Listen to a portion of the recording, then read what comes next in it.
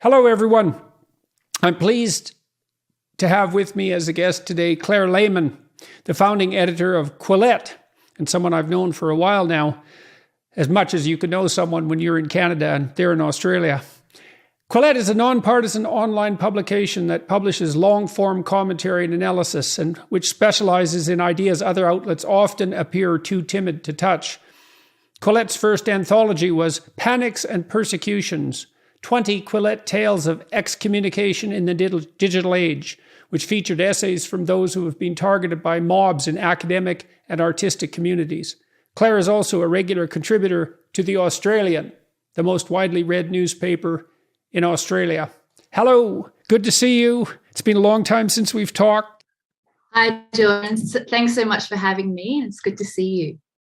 So let's start by talking about Quillette. Let's go back to the beginning. You were a graduate student in psychology, if I remember correctly, pursuing a master's degree at that point, and then you took a sideways move. And why?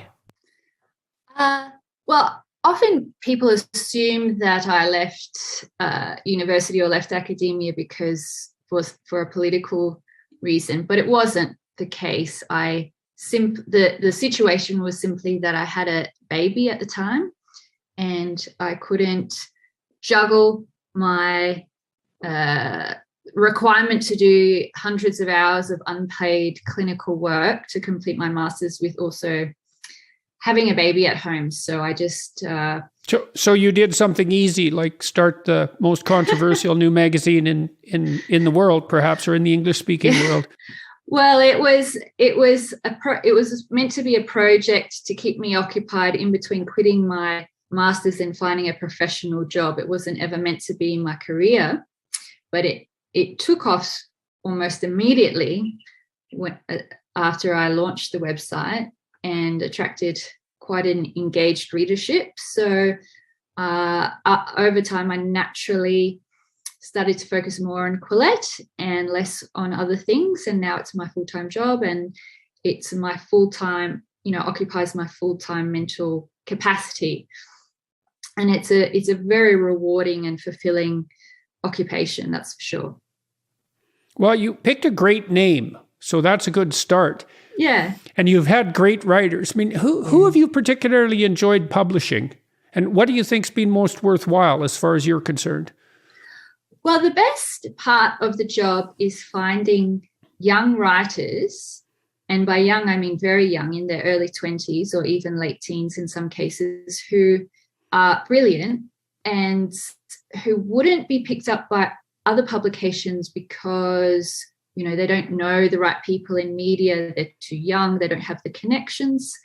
I think one thing I've been really proud of with Quillette is our promotion of young talent, promotion of talent that, we have writers that come from rural areas who aren't in the big cities. We have a really diverse, we publish older people, younger people. We have a real true diversity in our writers. And that's not by design. We're not plucking people out because they fit our diversity metrics. It's just that when you select people on talent and merit, you naturally get a diverse range of voices. Yeah, there's a truly egalitarian statement, right? Yeah. But if you actually believe that merit is distributed throughout all human populations, let's say ethnicities, races, gender, sex, all of that, then why not just choose on merit? And what I find is that if you select on merit, you'll find the diamonds in the rough. You will find the writers who might not be the best self-promoters, the best at attending the right parties and sucking up to the right editors. But if you assess people's writing purely on the quality and originality of their ideas, you naturally get a broad range of voices, and that's something I'm really proud of. And some of our younger writers include people like Common Hughes, and he's not with us anymore, but we were the first to publish him. Rav Avora, Rob Henderson. He's not as young as Coleman, but I mean, he's an amazingly original thinker and comes from has a unique background. Another writer who I'm proud of publishing is an older writer who is Amazon warehouse worker, and he writes from a sort of a blue collar working class perspective. He's very well read and has a very unique but important voice. You know, he can contextualize issues around class from a real lived experience, which is kind of rare in journalism, because journalism has become such an elite occupation, particularly in the United States. What's his name? Kevin Mims. So that's... Yeah, well, I've often found that the most interesting people to speak with are very smart people who haven't been educated. Yeah.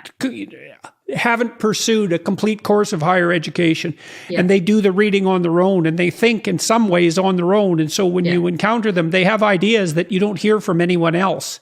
And they're not affected by the manners. So much of education is just about internalizing the manners of the upper middle class.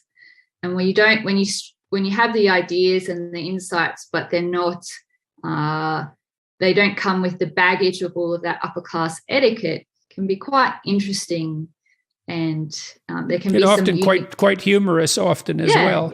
Yeah, of course. So do you regard Quillette as a conservative or a right-wing publication? And was that your goal to begin with? No, we're not conservative and we're not right-wing. I'm not particularly... Well, I would consider myself a centrist. I'm conservative on some issues for sure, but I don't come in a conservative package, and I'm quite high in openness to experience. So my temperament is quite liberal. And that's... How about conscientiousness? Could be higher. Yeah, well, your room is clean, so that's part of that. So yeah, that was a last minute effort to just push things out. I see. Yeah, no, I'm not orderly at all. I'm industrious, but my orderliness is actually quite low. And I never considered myself a conservative until I think the left became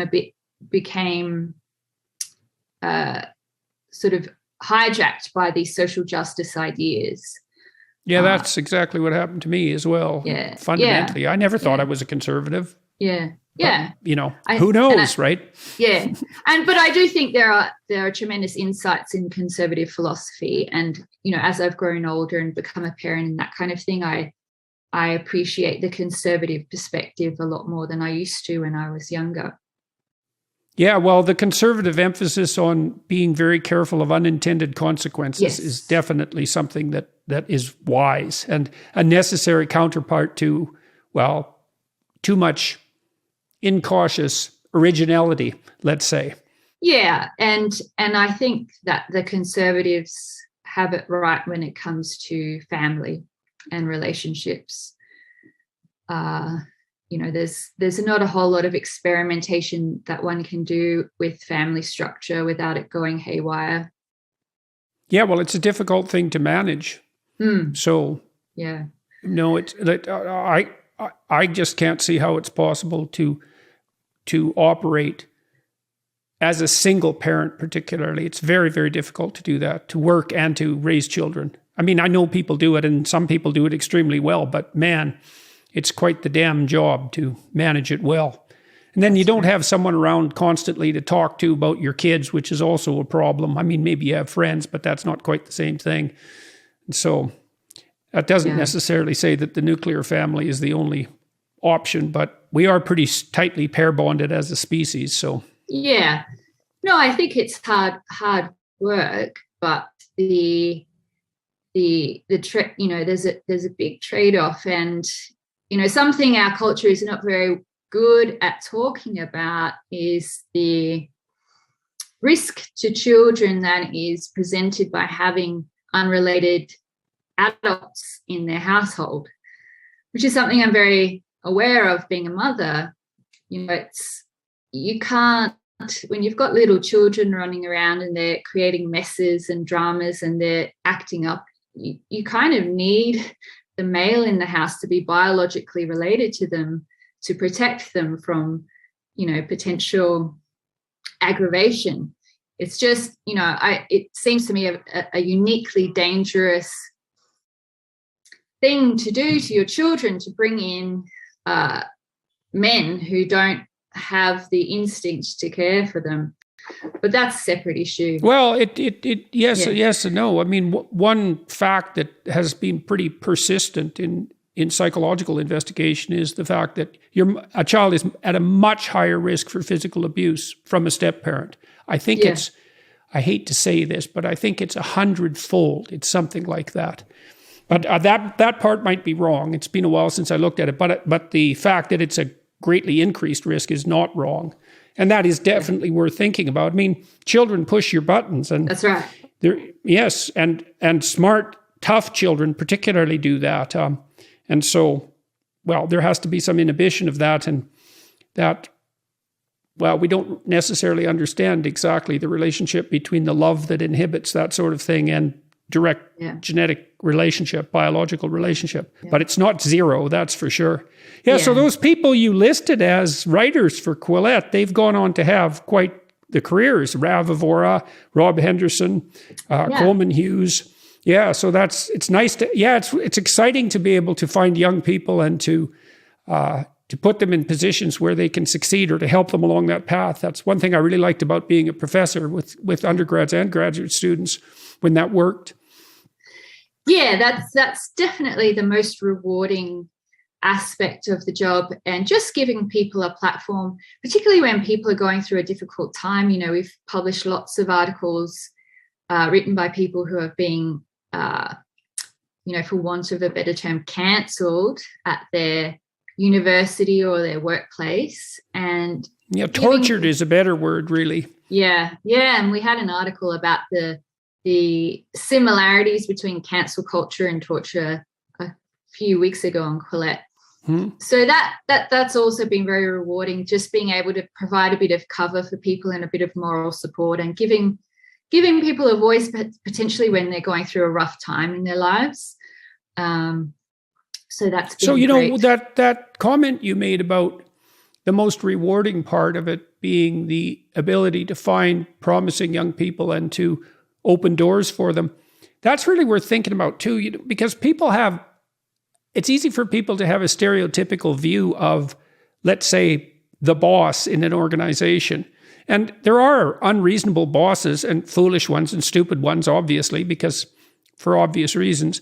But I think that benevolent element is extremely overlooked when people are thinking about how organizations are structured, because the good people I know in organizations think the way you do about what they're doing, that there's almost nothing more fun than finding some young person who's promising and helping them succeed in a variety of ways as people and as there's a new sitcom, I don't know if you've seen it, it's quite interesting, called Ted Lasso.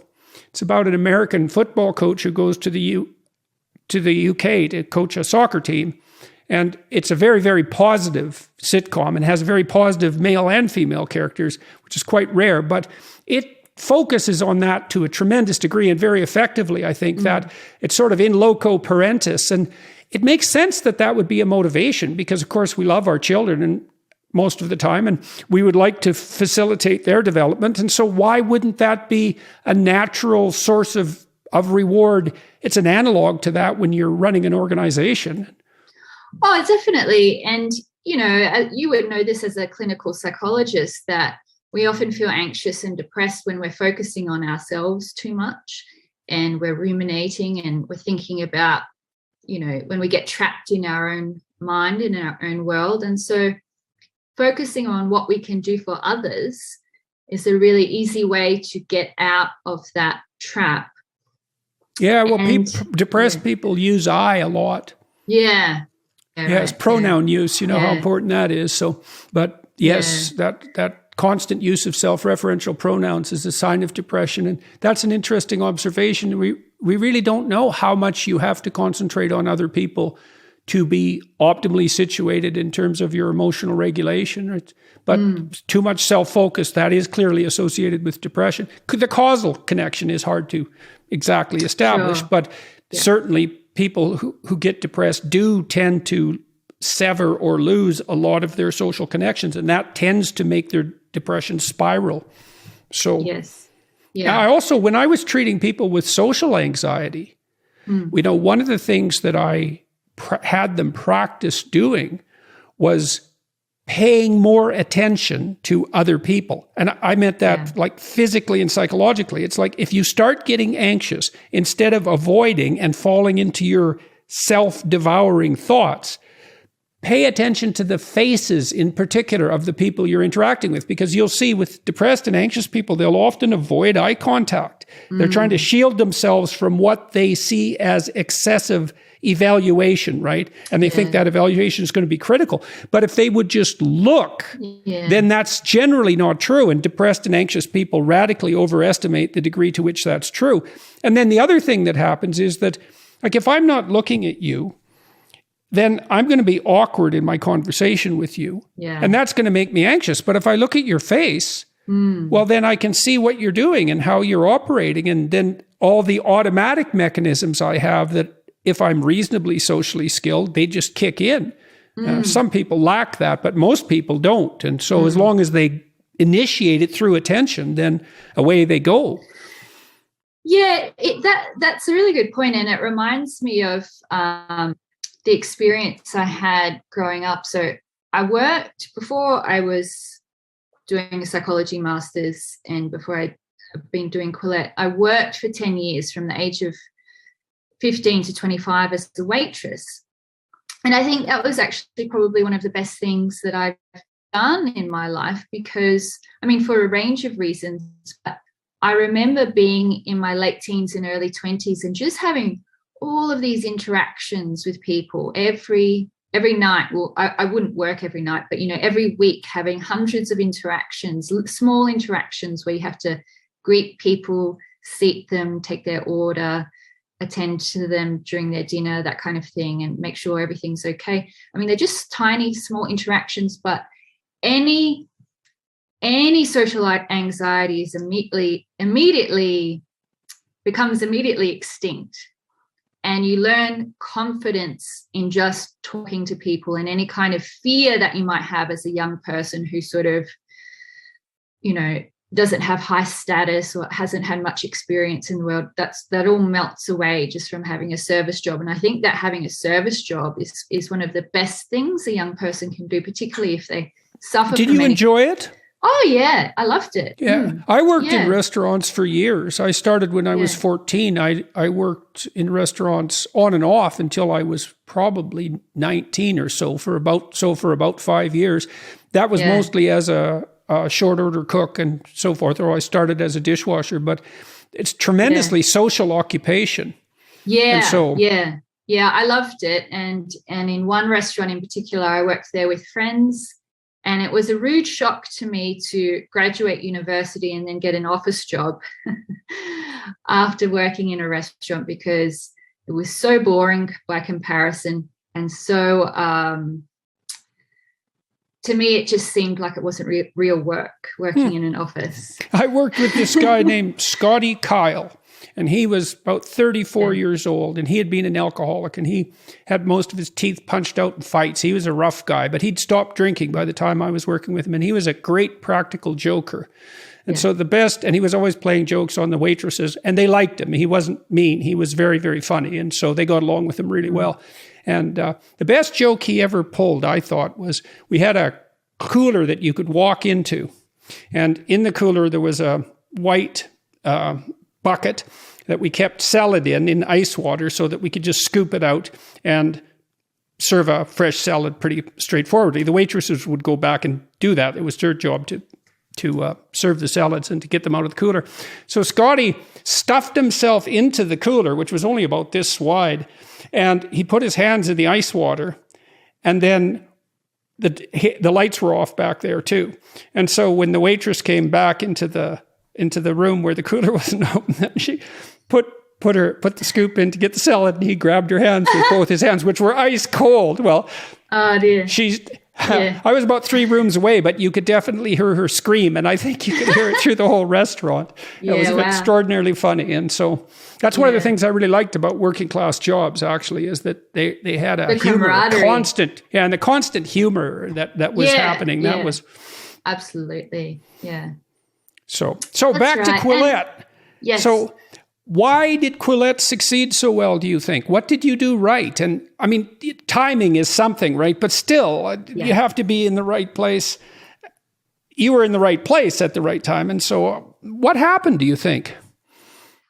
Well, I'm pretty good at spotting talent. And so I spotted a couple of writers. I was on Twitter and I saw people writing for their own blogs. One of them was Jamie Palmer, who's now sort of second in charge. He's senior editor in London. He was writing for his own blog, and I remember reading his prose and just thinking, why isn't this guy working for the Sunday Times? Like his prose was so beautiful and so had such a complexity that was so interesting. So I could see unexploited talent.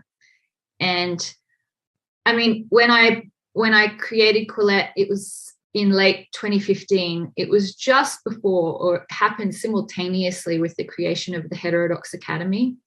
And I was actually, I was a huge fan of Jonathan Haidt prior to beginning Quillette, and I had met a psychologist called Lee Jussum, who had come out to Australia to give a talk at a psychology symposium. And I went to meet him and talk to him. And we talked a lot about the left-wing bias in psychology, in particular social psychology. And that was we should talk more about that. Yeah, so that was fascinating to me because, I'd been studying psychology for a long time. I loved psychology. My favorite aspects of psychology are the sort of things that you look at, such as personality and individual differences. But it was really amazing to me to discover that social psychology might have a huge replication problem because they had this political bias sort of baked into their studies. And so I went to talk to Lee Jussum about this. And this was 6 years ago, but it was before the problems in academia had become very widely known and talked about. And so I was fascinated by this idea that a particular area of science could be corrupted by political bias. And then I wanted to write an article about this particular topic. And I thought, there's no publication that will have me, because the publications that focus on science, such as Scientific American or even The Guardian, they publish on scientific topics. They linked.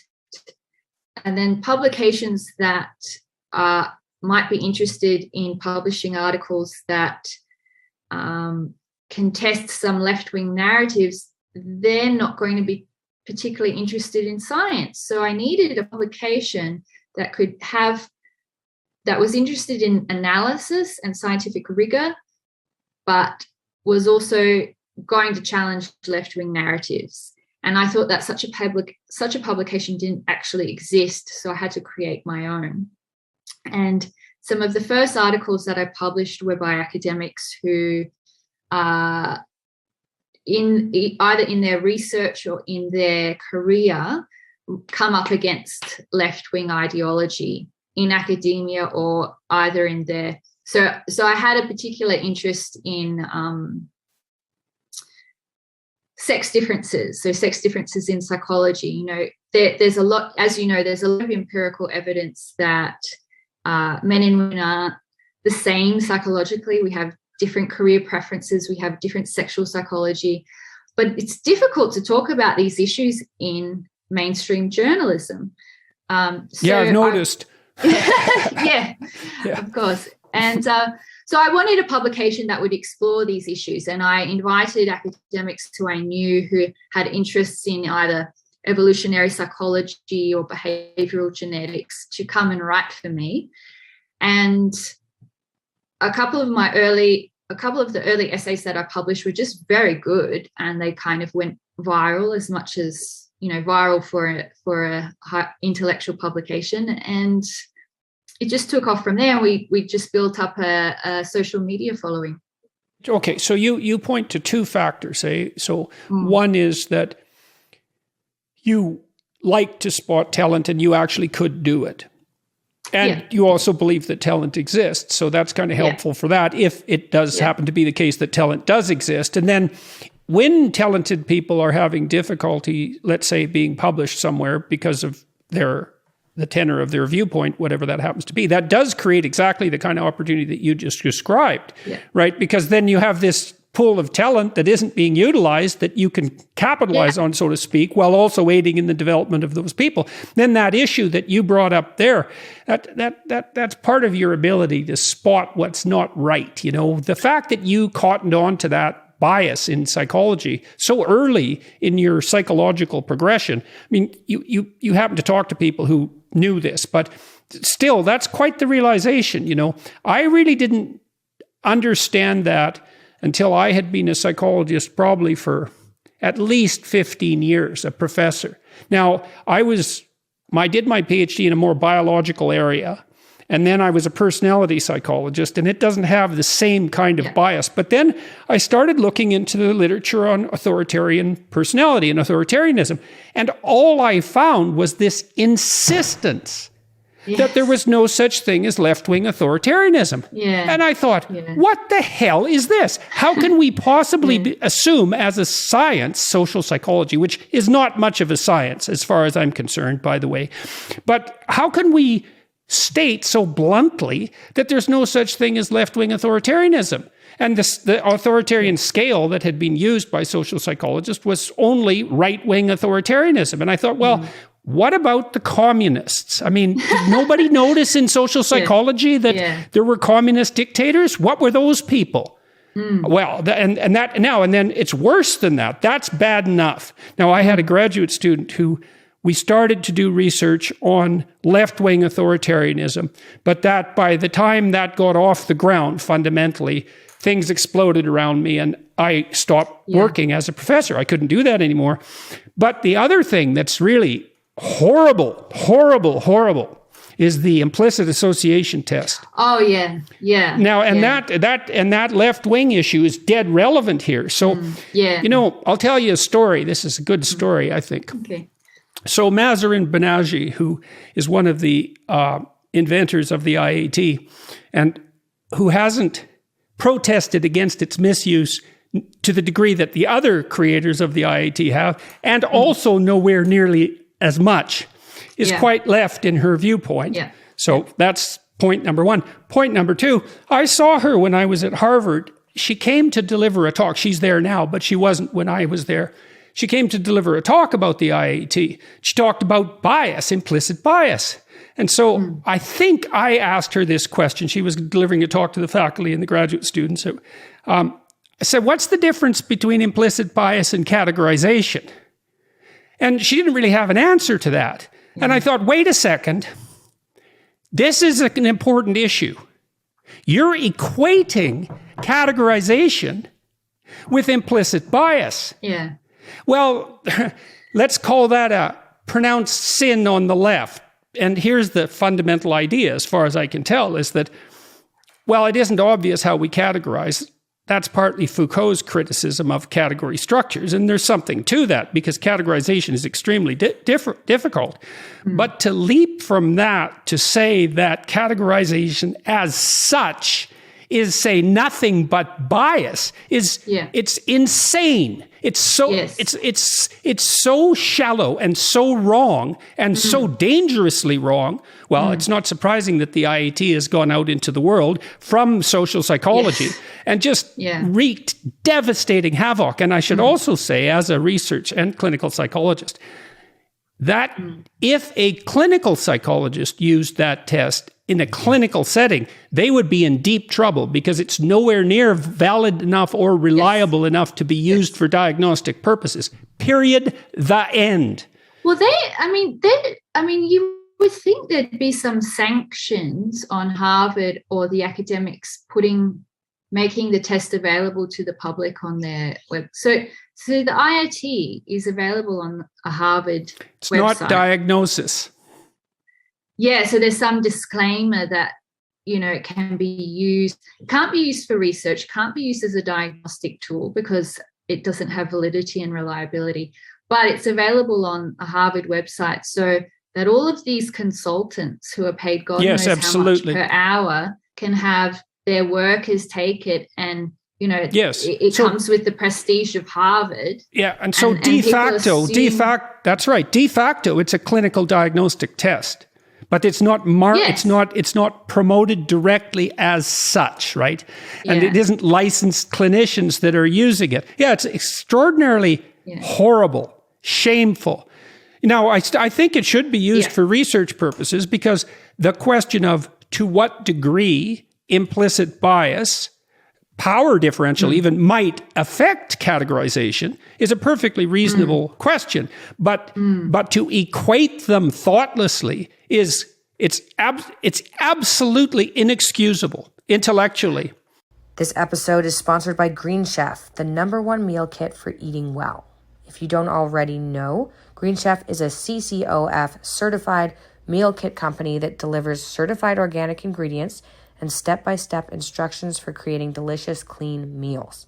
They're also the first USDA certified organic meal kit company, so you can enjoy hand-picked organic veggies and premium proteins without worrying about where they came from. My family, we only eat meat because of a lovely cocktail of rare health conditions, and choosing the right diet is what fixed us. Like all of their protein, their beef patties are very high quality. Green Chef takes care of meal planning, grocery shopping, and even some food prep, meaning there's no waste. I would not advertise a meal delivery service if they didn't have healthy options. Green Chef does. I'd recommend their paleo option if you want my version of a healthy meal. They also have keto, vegan, vegetarian, gluten-free, whatever you fancy. They have a sweet deal going on for listeners of the JBP podcast. Go to greenchef.com/JBP130 and use code JBP130 to get $130 off, including free shipping. Remember that feeling good starts with your diet. So visit greenchef.com/JBP130 and use code JBP130 to get $130 off and free shipping. This episode is sponsored by Elysium Health. You have definitely heard me talk about Elysium's supplement Matter for brain aging. Elysium has dozens of the world's best scientists. 8 of them are Nobel Prize winners. Dad and I have received NAD infusions in the past and have seen results like improved mood and energy levels. The major drawback is that each treatment requires being hooked up to an IV for between 4 and 8 hours. It's very unpleasant. The after effects were amazing though, like a buzzing throughout my whole body. NAD is in every cell of our bodies. It regulates energy and cell functions, but goes down as we age. Basis restores early levels of NAD for healthier skin, less fatigue, and more satisfying workouts. It's easy. Just take 2 capsules a day to promote healthy aging. Listeners can get 10% off a subscription to Basis by visiting trybasis.com/Jordan and using the code JBP10. That's trybasis.com/Jordan. Promo code JBP10 for 10% off and a great deal on Elysium's groundbreaking supplement. What I find interesting is the research on stereotype accuracy. And from the reading that I've done, so this is Lee Jussum's work, he has found that stereotypes do tend to be reasonably accurate. They're not, it's just a heuristic we have. So that's the issue. The heuristic issue is exactly the issue. Almost all our perceptions and categories are heuristics. They're shortcuts because we can't see everything. So everything we perceive is a heuristic. I mean, the very objects we see are perceptual heuristics. Exactly. But what's really interesting about Jussum's work is that he finds that because of our mental shortcuts and heuristics, we can make snap judgments about an individual or about a person according to the group that they belong to. But as soon as we get more data about that individual, the stereotype drops away. So we're very good at updating our perceptions of individuals according to the data that comes in. And that makes sense. Okay, so partly what we do, like we have, all of us have complete maps of the world. And you might say, well, how can we? Because we don't know everything. Well, the answer is we just use low resolution representations. And so like there's, you know that Mongolia exists. But if I asked you everything you knew about Mongolia, it would, unless you're a specialist, it wouldn't take you long to exhaust your knowledge. Yeah. So you have a representation, just like the representation you have of a helicopter.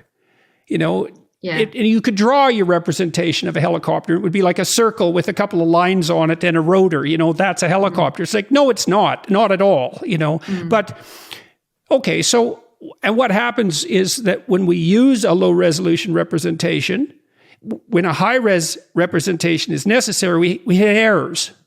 Yeah. And then we update and we differentiate the map.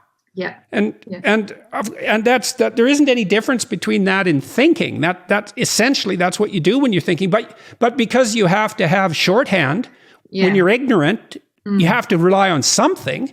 Yeah. And so, yeah, of course. And, you know, I think there are times when people refuse to update their stereotypes, you know, because it takes effort. And so, but that's a separate issue. Yeah, that's right. Yeah, so the lack of left-wing authoritarianism is interesting. I wonder if that body of research has been updated in the last couple of years. I haven't looked at it for a while, but when I did look at it, I remember an academic at, I think maybe NYU, called John Jost. He was very resistant to the idea that there was such a thing as left-wing authoritarianism. And I think he argued that conservatism was almost a form of false consciousness. Oh, yes. They have, yes, that's the scale. It's something like system justification theory. Yeah, that's the one. Yes, that's it. Yeah. So if that's exactly it. And it's again, social psychologists playing at clinical pathologization. Yeah, that's deeply embedded in that system justification theory literature. It's like, well, if you're patriotic, well, there's something wrong with you. Yeah. Now. Yeah. Yes. Yeah. So I don't think that anything has been updated on this on the end of investigation into left-wing authoritarianism. And it's too bad, you know, because it isn't exactly obvious to me that when the left goes wrong, it goes wrong exactly the same way the right goes wrong when it goes wrong. Yeah. So I think the right might have more of a proclivity to clump together in a unitary fashion, partly because I think it's easier to do that on the right. You know, if it's true that those on the right are more conscientious and dutiful and lower in openness, that means they're not as diverse in their opinions and range of interests, let's say. And so in principle, it would be easier to unite them. And that might be an advantage. You know, there's an advantage to rapid unification, just like there's an advantage to diversity of ideation, which covers more territory but is slower and harder to organize. So, and the fact that the research isn't balanced to investigate both ends means, well, that we're ignorant about these things when we shouldn't be. Yes, and we should be studying it, and we should be studying the impact or the relationship of social media, particularly to both left-wing and right-wing authoritarianism. There's an article that Rob Henderson wrote with another grad student called Vincent Haranam. We published it a couple of years ago, and it's called "Political Moderates Are Lying." And the thesis was that in our online groups and online tribes, over time, those who are more fanatical or those who are more dogmatic in their views come to dominate the discussion, and they intimidate the moderates in the group. And the effect that has is, over time, it pulls the moderates over to the more extreme pole of the group, or the more extreme pole of the ideology that is held. And this, similar to what Jonathan Haidt was You suppose it's because the more extreme types are more willing to use punishment in service of their certainty? I think that so that would be hard on the moderates, right? Yeah. I think that would be part of it, and certainly there's and the more extreme voices do more. So you get into this moral grandstanding and this performative sort of behavior, and they impose more costly signals on themselves and others. So, and this happens in groups that are both left wing and right wing, and I'm more familiar with the dynamics on the left because we've covered it a lot at Quillette. But if you've got like an artistic community, and so we published an article about the implosion of the Boston Pride Parade. So there's an organization that is pro-LGBT, etc., and a group of young activists come in and say, we're going to take over your organization. Now the Boston Pride Parade has to be about Black trans lives mattering. It's got to be about Black trans lives, not just about LGBT. So they want to narrow the issue down to something very tiny and specific, and then they want to impose that belief system on the rest of the group.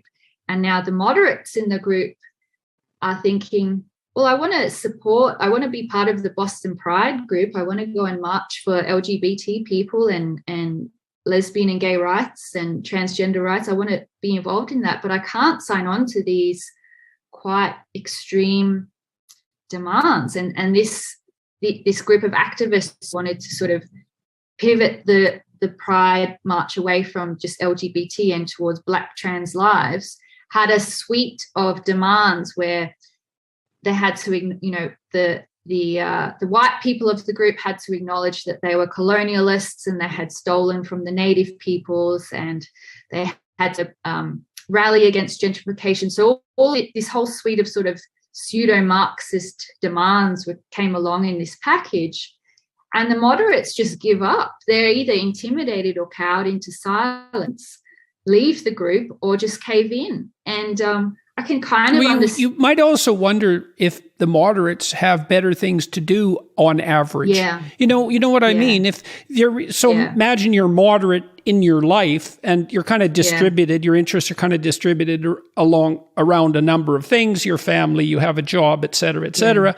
And so you're tangentially involved with the group. But when push comes to shove, well, if someone's getting hostile and it's starting to cause you a lot of grief and misery, then it's easy enough to bow out. And absolutely, that's exactly right. And the concern I have is that I'm seeing, so this is sort of like a deranging dynamic that is now happening where tiny minorities of fanatics are pulling their respective communities and their ideological tribes away from the center. And it's not just happening on the left. I'm seeing it more and more happening on the right. And do you think what social media is doing is speeding that up and making it easier? Right? Yeah, because I do. It's not that easy if you're a bully, let's say, ideologically committed to bully, to actually find people and bully them. Yeah. But online you can do that because it's so efficient. You can do that extremely quickly and with very many people, and you can unite. That's the other thing, is you can unite fanatics, even if they're rare statistically. So, in a small town, maybe you could find 2 fanatics, and what the hell are they going to do? But online, well, then there's a group. And then that would also mean that the fanatics are more likely to overestimate how popular their ideas actually are, because there's a biased sampling issue, for example, we'll say. Yeah, but also fanatics can attract quite large followings on social media, particularly if they focus on one issue. So a very, very effective strategy for being an activist on social media, using social media as one of your main or your main tool of engagement, is to just pick one issue and focus on it and just repeat it over and over and over again. And that is, I'm not saying all activism is bad by any means, but it can create a community that can become fanatical, basically, which is a danger. I'm not so sure that that activism isn't just bad. Altogether. Well, it obviously, the idea that you need to pay attention to your institutions and that sometimes they need criticism and reform. It's like, obviously, institutions ossify. Yes. And they become corrupt, and everyone has to be alert to that. And there are steps you can and should take and are morally obligated, I think, to take. Yes. But the thing about activism is that it's almost always predicated on the idea that you're right, you're morally superior, and you've identified the people who are wrong. And to me, that's one step away from mob, and it's one step away from punishment. And one of the things that appalls me and makes me ashamed in relationship to the universities is that universities are pretty good at teaching young people that being an activist is a good thing. And I'm not so sure at all that it's a good thing. I think it's pseudo responsibility, especially because it always comes with the easy identification of just who the enemy is. That's exactly right. No, I think you're right. And I think that if you're going to attack, if you're going to be on the attack, you have to also build. It's your responsibility and it's your duty to build. So you built an alternative. That's what you did. Yeah. And I think, if you're going to attack our institutions, I have a lot of problems with establishment institutions, but you can't just attack them. What are we going to have left when we've got no institutions? We've got to have new institutions. We've got to start building them now. Well, we could have rubble and everyone could be equal in the rubble. That's happened many, many, many times. And that's the risk.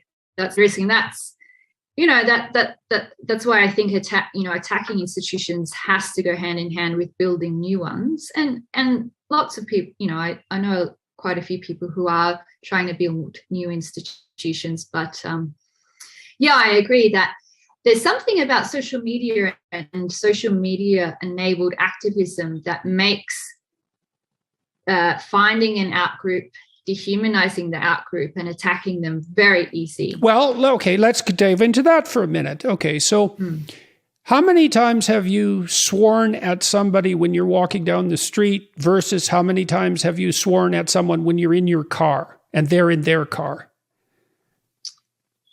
I don't think I've sworn at anyone ever. Okay, in that manner. Well, then you're much more polite than me, let's say. But it's much more probable when there's a barrier like that, that people will manifest aggressive behavior. We don't know exactly what inhibits aggressive behavior, but one thing that does is rather close personal proximity, real proximity. Now, when you take the person and you place them in a shell, let's say that's a car, you place yourself in a shell, well, all of those cues, those subtle and complex cues aren't there. And so online, you don't even have an avatar. You only have your hypothetical fantasy about the person that you're attacking. You don't even know them. Yeah. And we don't know what that does to people at all. I mean, we see some of that on Twitter, and we have no idea if this hypothesis that you laid out is true, if there's a tendency for those who are more committed to dominate certain types of institutions because the moderates bail out. And then if it's also true that that's sped along by social media, which is a possibility, not a certainty, but it could be. And then it's also easier to dehumanize people in social media circles, particularly if you're so inclined, and maybe even if you're not, then, well, that can be a perfect storm. I mean, I just read an article by Jonathan Haidt today where I've been noticing what seems to be developing into something like a runaway positive feedback loop in the political landscape, particularly in the US. And, I spent a fair bit of time thinking about what a mental disorder actually was. And the most common description now, I think it's from Wakefield, is that it's the deviation of a complex mental function from its evolutionarily signified path. And I don't like that at all because it's very difficult to specify the evolutionarily signified path, and it violates the is-ought distinction, right? Just because that's how it evolved, assuming why did the hand evolve? It does a lot of things. And okay, but one of the things I did notice that a lot of mental disorders are positive feedback loops. Depression's a good example. So you start feeling bad, well, and then you reduce your social contacts and you're less effective at work. Well, that makes you feel worse. Well, then you're more irritable, so you start fighting with your wife or your husband. That makes you feel worse. And then away it goes, spiraling downhill. Yeah. Anxiety, you start to avoid. That's how agoraphobia develops. Yeah. Alcoholism, you drink to get rid of your hangover. Well, positive feedback loop. Now, not every mental disorder is a positive feedback loop, but plenty of them seem to be. They have that element, and you have to figure out how to stop that spiral from continuing. Well, we're getting into a situation. Imagine this domination of the radical groups on both sides, and they have an outsized voice, an outsized ability to utilize punishment effectively, and now they're upsetting the hell out of each other. Yeah. And so they're more and more set in their ways, and now the moderates are pulling over to that side. This is the process Haidt outlines it in part in this article that I believe he released it today. It's October 30th, by the way. This will be put up later. And he thinks that, at least in part, this was driven by Facebook like and Twitter adoption of like. And, we were talking about conservatism and liberalism. And, one of the things conservatives always say to liberals is, don't be thinking that your stupid invention is only doing what you think it is. Oh, yeah. Right. That's the Chesterton's fence concept. Yeah, yes, and if you've done any sort of laboratory experiments, you get very, very sensitive to that because things don't go the way you predict they will, right? Yeah. You're with your stupid hypothesis. And so who knows what the like button did? Facebook is it's not nothing, right? It's just a like button. It's like 300 million like buttons. Yeah. Oh, I think we vastly underestimate the impact that social media is having on our societies and political culture. And, people will say, oh, it's simply magnifying what's already there. And that might be true. But what if what's already there is quite fragile? What if the United States was on the pathway to extreme political polarization? I mean, it's not a small thing to speed that up. Like it's a very dangerous thing to speed that process up. Yeah, well, it's harder to think things through and put on the brakes when it's happening really, really fast and you're not sure why. Like I put a fair bit of the responsibility for this mess that we're in on faculty members at universities who let the administrators take over by kowtowing 300 times over a 30-year period. So, and then what happened? So the administrators took over the universities, and then the DEI people took over the administrators. And well, I know that's an oversimplification, but and then these ideas, these poisonous ideas, just away they go out into the culture. And I think Haidt is probably correct when he says that these bad ideas, so we're talking about the postmodernism, the, intersectionality, all of that, those rubbish ideas, they would have stayed enclosed within the walls of these quite marginalized university departments. They would have stayed enclosed if it weren't for social media. Yeah, the IAT had a fair bit to do with that too. Yeah, the release of that. So because it did what you said with regards to consultants, right? It gave them this scientifically valid quasi-clinical tool where they could go into institutions and claim, hey, we can ferret out your prejudice. It's like I mean, so it's not wholly because of social media, but it's certainly allowed bad ideas to spread very quickly, and we could see that with I mean, there's so many examples. Yeah, there's the pandemic we should really be worried about. Yeah, I mean, so one example of bad ideas. So there's two things that I'll talk about. I'll mention bad ideas spreading, but also social contagion of mental disorders. So, I mean, and I guess they're fairly similar. So, when George Floyd died in the United States. There were riots that spread across the United States. I think that more damage was done in the riots that occurred in 2020 that were the worst riots in 50 years or something like that in the United States. So it barely had any mainstream media coverage, if any coverage at all. And I think there hasn't even been a thorough investigation of how these riots occurred, how much damage was done, how many people died as a result, because the murder rate has spiked in the US since the police have pulled back from their policing. So this outrage that occurred from a single video clip of someone, obviously the murder was horrific and, it was a horrifying thing to view. I remember feeling absolutely disgusted, like just horrified watching the footage, but it's gone viral and it's sparked these riots around a whole nation. Well, we also, you think about what's happening with regard to our heuristics as a consequence of that, because we're kind of wired to assume that if we see something violent, that means that the probability of violence in our local environment is quite high, because otherwise we wouldn't see it. And so it isn't obvious that our emotional systems can look at something like that and simultaneously say, well, remember, this is a pool of 300 million. Yeah. It's like 300 million? How many is that? Like, you don't know. You're kind of wired for 200, not 300 million. Exactly. So, but the remarkable thing was how huge demonstrations in support of Black Lives Matter happened all over Europe. And there were some marches even in Australia in the middle of a pandemic.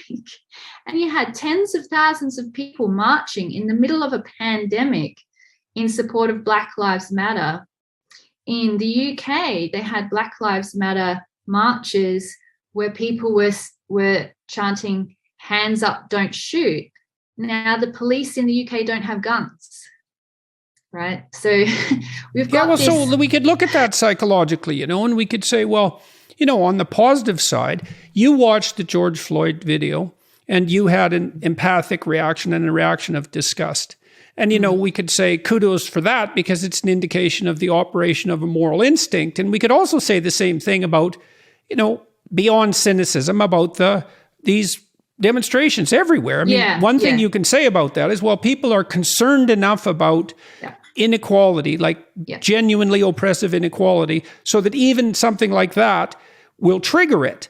And so, but then we have to detail out the other side of the argument, which is, well, how do you separate that from the kind of overreaction that will tear down structures that are actually helpful to people? And so, well, now it's defund the police. Well, maybe not. Maybe that's not the right response to that video. And it's certainly not obviously the right response. And were more people killed by defund the police? Like, how many people are killed by defund the police? We don't know. We don't know, but it's certainly not zero. That's right. Yeah. I mean, I shouldn't suggest that marching in support of, I don't think you were. I don't think you were.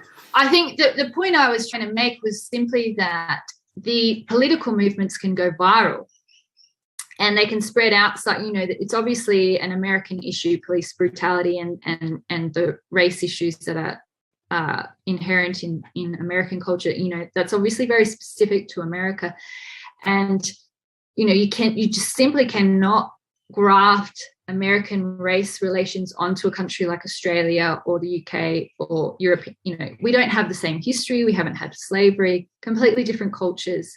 So it was quite eye-opening and surprising to me to see how easily this political movement spread and how this Americanization occurred all over the world without much.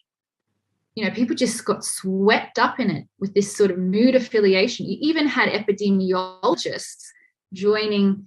It didn't happen in Australia, but I know in the United States, even epidemiologists came out and joined the movement to support Black Lives Matter and said, these marches are, racism is a public health crisis. It's worse than COVID, which is just that's like temporary insanity for an epidemiologist to say that. So, I mean, it's also frightening because it means that certain political viewpoints are acceptable during a pandemic and others aren't, and because they're of such critical importance. You see that happening in the UK right now with the Climate Change Summit. Yeah, exactly. They've liberalized travel restrictions on so-called red countries as long as you're an attendee of the climate change and the Climate Change Summit, and that's absolutely horrifying to me. It's like, oh, I see. So because you all share a particular political take on a particular issue, that's so important all of a sudden that you're in a different legal category, and you don't think that's a dangerous precedent, or you don't care. So you're either stupid or malevolent, one of the two. And, I don't like to use such harsh words, but that's not acceptable, period. That's right. Yeah, absolutely. And, and when we've got such low trust in institutions as it is, to be coming out with double standards according to political affiliation is just ridiculous. But then the other thing that is scary about social media is social contagion of mental disorders. So we know we're aware now that certain proportion of young girls who are identifying as gender dysphoric and attempting to become transgender, we're aware now that there is such a thing as rapid onset gender dysphoria. Okay, so there's a book called Discovery of the Unconscious, which is a great book. Henry Ellenberger. I was given that book by a psychiatrist at the Douglas Hospital, who was my supervisor, a French guy, Maurice Dangier, a very distinguished psychiatrist. And he said, this is the psychoanalytic Bible, Discovery of the Unconscious. And it's about that thick, and it covers Jung, Freud, Adler. It's a great book. But the first 300 pages is a history of pre-psychoanalytic thought. And part of that is a historical survey of contagion. Right. And so the multiple personality disorder, for example, has cycled through about 300 years. And there are people who are temperamentally susceptible to such contagion. They're likely the same people who are relatively easily hypnotizable. Yeah. It's likely associated with high openness, by the way. Right, okay. And you could also imagine that if you're high in openness, it's harder for you to catalyze and specify an identity. And you're more diverse in your inner life, maybe even your emotional life. And so, right. And then there's confusion here, too, that we should talk about as psychologists. So sex and gender, and I've been accused of just saying that those are identical, but I know they're not, because there is a lot of personality variability on top of biological sex. And it isn't a particularly rare woman who has essentially the same temperament as the average man. Sure. My suspicions are it's probably about 1 woman in 10. Now, it would depend on exactly how you made the cutoffs, but if it's not 10%, maybe it's 5%. I don't care. It's somewhere in that range. And the same can be said for men. And so it's perfectly possible for a boy to have a temperament that's more like a girl. But that does not mean that he's in the wrong body. That's a pretty radical solution for a problem that's essentially a consequence of normal temperamental variability. Yeah. And so there is some utility in separating out gender from sex if you think of gender as personality, which I think is the appropriate way to think about it scientifically. But I knew back when I got entangled in my first political conflict, I thought, all this mucking about with gender categories is going to confuse and hurt way more people than it's going to help. And part of this is this problem of contagion of confusion. Yes. So all adolescents really need, that's really what they need, is more confusion about sex and gender when they're 13. Yeah. That's just perfect. Yeah. It's freedom. Well, it's like, freedom. Yeah, right. Yeah. It wouldn't be an issue. I mean, there's nothing, androgyny has been around for hundreds, thousands of years. I mean, there's ancient sculptures of androgynous figures. I mean, ancient cultures understood androgyny, and there's plenty of historical precedent for the idea that androgynous personality is actually more of an ideal. There's lots of speculation in Christian mysticism about the androgyny of Christ. Yeah, that's right. And, you know, when I was a teenager, I used to look up to androgynous celebrities like, well, David Bowie was a little bit before my time, but he was androgynous. Androgyny Jagger was like, I mean, it was an ideal to emulate, and to be a tomboy was considered cool. But you would never consider medical intervention. You would never consider hormone treatment or modifying your body to. How about mastectomy? How about attempting to make a penis out of the musculature in your arm? You know, penises are actually quite complex. It's not that easy to take your arm and turn it into one.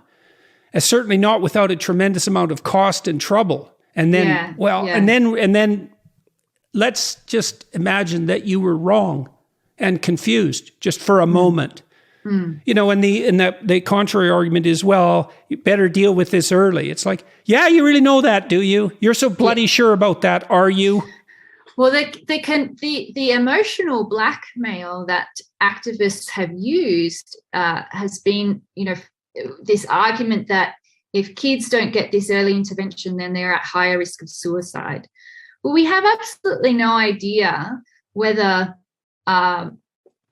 you know, we don't, you know, suicidal ideation or distress is not easily disentangled from confusion around your identity. It's not clear that it's simply transphobia or being trapped. It's clear that it's clear that it's simply not. It's not simple, first of all, as you just pointed out. It's actually unbelievably complicated.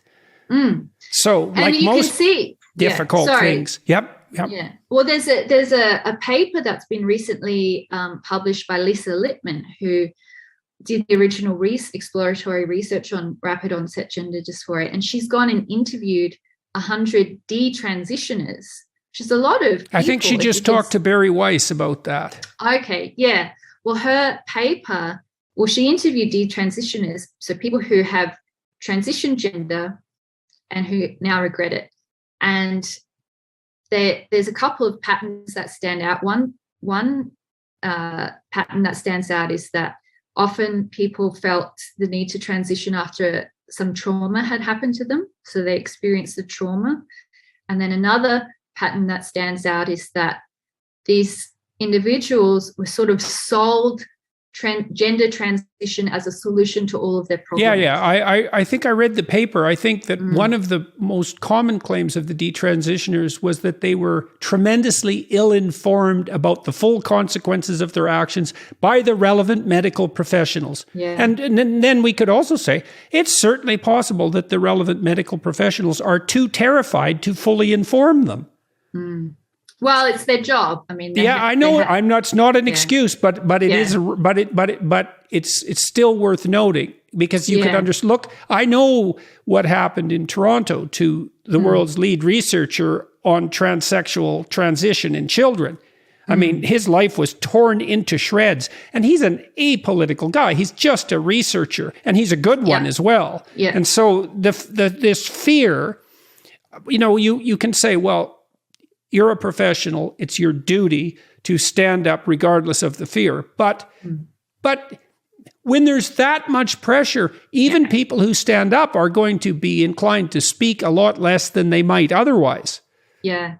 I've had a press council complaint made against me for an article I wrote for The Australian on transgender issues, and it wasn't upheld, but anytime a journalist in Australia wants to write about issues, particularly to do with medical intervention and gender dysphoric kids, they are subject to complaints, press council complaints. Well, and if you're an MD or a psychologist, if someone takes a complaint against you to your college especially if that college has been increasingly dominated by activists, you are so screwed.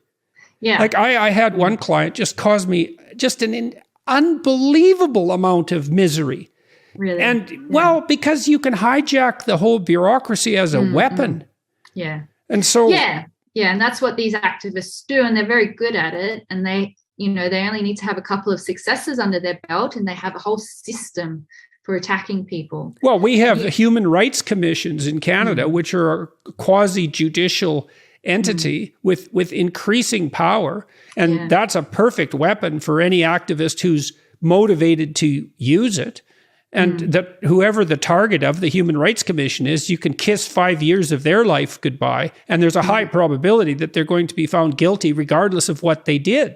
It's really, it's truly appalling, especially given that it's happening under the aegis, hypothetically, of human rights.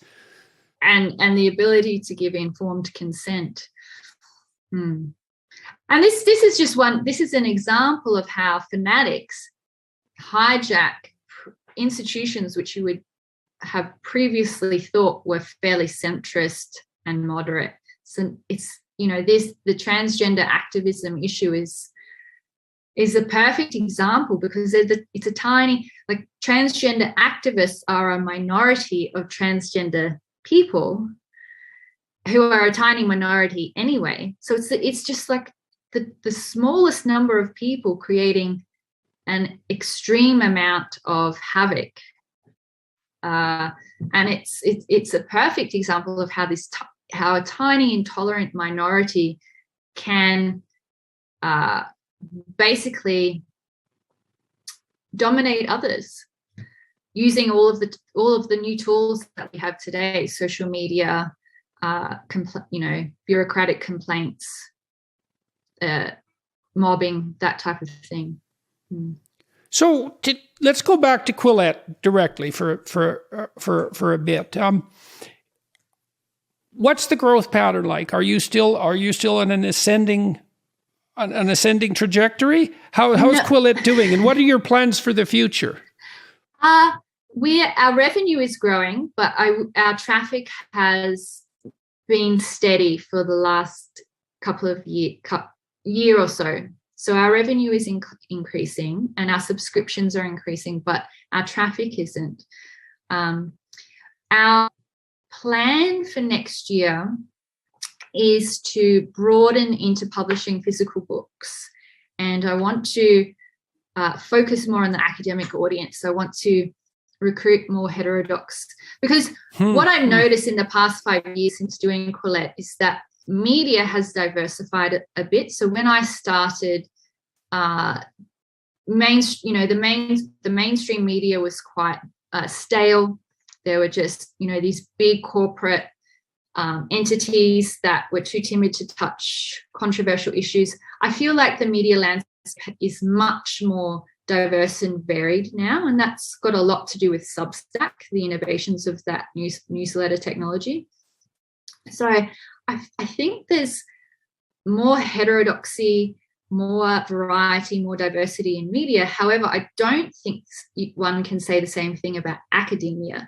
Academia is still stuck in this stagnant, sort of decaying kind of, it needs rejuvenation. It needs, well, if you're right, there should be an opportunity there, just like there was with Quillette. So yeah. And I feel like academic publishing is ripe for disruption. And I don't want to become an academic publisher per se, but I would like to publish books written by interesting scholars who may find it difficult to get published by traditional academic publishers because their ideas are too challenging or potentially too controversial. Great. Maybe you'll find a psychologist who can publish a good book with some research in it about left-wing authoritarianism. Yeah, that would be ideal. Yeah, so that's what I'd like to do. I feel like, media's on the right path. There's a lot of brave journalists, like Barry Weiss is one. There's others who are really pushing back against the groupthink that has existed in journalism. But I think there's more work to be done in academia, I'm not an academic, I'm not going to go into the universities, but I can at least give a platform to renegade or dissident academics who find it difficult to get their ideas out to a broader public and get published and that kind of thing. So that's where I'm moving. So sort of, I never wanted Quillette to become like a mass market product. Our interest isn't necessarily to capture the largest audience possible, but we do want to provide high quality content for a niche audience. And I feel like our niche is very engaged. How would you define that niche, do you think? Well, certainly our readers are, it's interesting. If you look at the demographic sort of, I don't do a lot of digital analytics, but you can see some demographic variables. And for somehow Google can pick up where people trend politically, and the majority of our readers describe themselves as independents. So they're in the center. And then I would also describe our readers as being more analytical than the average. Is there a sex difference?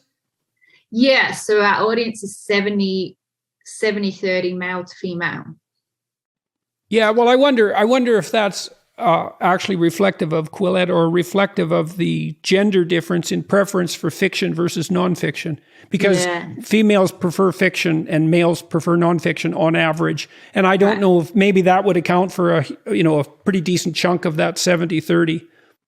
Probably. And we don't publish lifestyle content, and I think women must be overwhelmingly the main consumers of lifestyle content.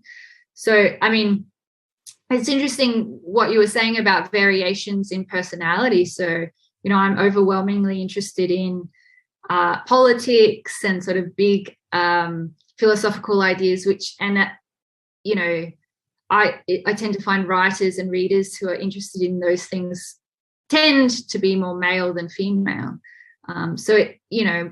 Well, you see in openness, there's a gender difference too, is that men are higher in intellect, which is interest in ideas, and women are higher in openness proper, which is a subset of openness to experience. And that has more to do with the more, exactly. Yeah. The more artistic end, let's say, of that intellectual predilection. Now, the gender difference there isn't huge, and women and men don't differ that much in openness total, but if you break it down into its two major aspects, you do get that difference.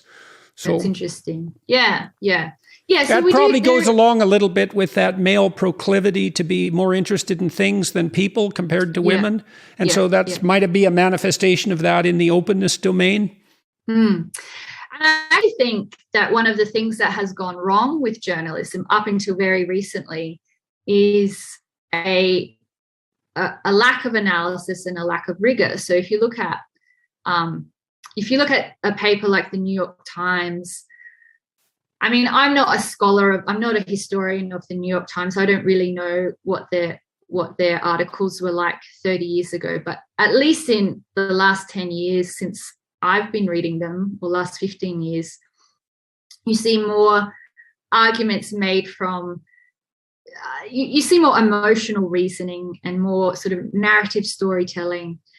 And I mean, this might be great for fiction, but it's not great for objective, for journalism, which is meant to be an objective empirical profession. And I think, I don't know what the gender ratio is of journalists, but probably there are more women now in journalism than there ever has been. Good. You are not afraid of causing trouble, are you? I think about this. I think about how, in certain occupations you might have had a gender imbalance before, where there has been more men than women. But what happens when there's more women than men? Like what happens? What happens to the profession? Yeah, we also don't know what happens to the political structure when women are hyper involved. We have absolutely no idea, because that's only been happening for 100 years at the maximum, but let's say 50 really. since the Second World War. I think that's when it really took off, and we have no idea. And so, we don't know what particular forms of political pathology are unique to women. We have some sense of what of those that are.